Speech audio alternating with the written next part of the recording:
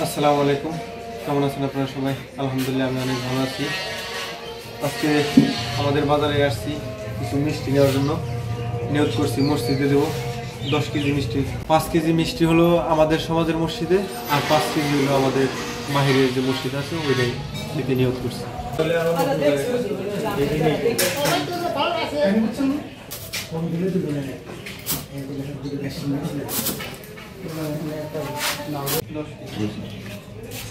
আমার কোনো বাকি থাকলে আমার কোন দিবে আপনি অধিক তো বিল্লাহ হবে না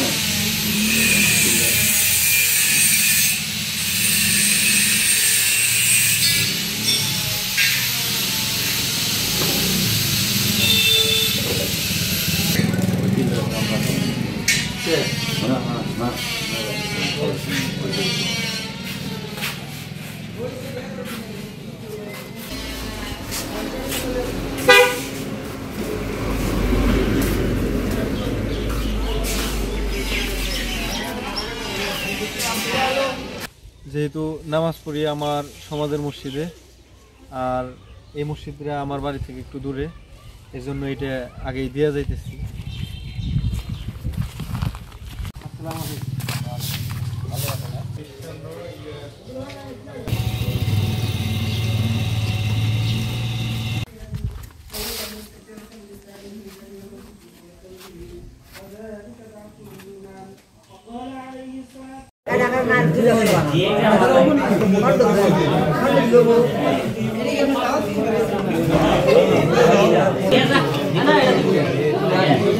মসজিদে মিষ্টি দেওয়ার কারণ হইতেছে, আমরা যারা গ্রামে বসবাস করি, মানে কৃষি কাজের সাথে যারা সম্পৃক্ত, তারা এই কাজটা করে। আমি আমার দেখা, কেননা আমার পূর্বপুরুষ থেকে এই কাজটা করে আসতেছে, সেই থেকে আমিও মানে এই নিয়তটা করছি।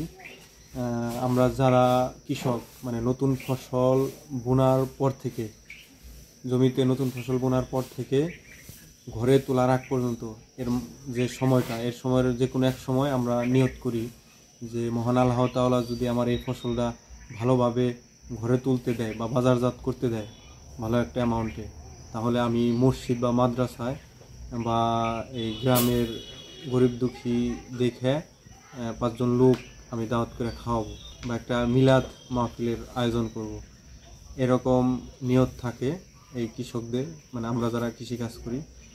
তো সেই প্রেক্ষাপটে আমিও একটা নিয়ত করছিলাম যে আমার ওই সস খেতে, আপনারা দেখছেনই পরপর 2 বার লস খেয়েছি, তো যদি আল্লাহ তাআলা আমার এই সস ভালো একটা অ্যামাউন্টে বিক্রি করতে দেয়, বাজারজাত করতে দেয়, তাহলে আমি মসজিদে 10 কেজি মিষ্টি দিব। আমার সমাজে 5 কেজি, আর আমার পাশের সমাজের মসজিদে 5 কেজি।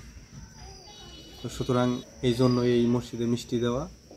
তো সবাইকে অসংখ্য ধন্যবাদ, কষ্ট করে যারা ভিডিওটি দেখছেন।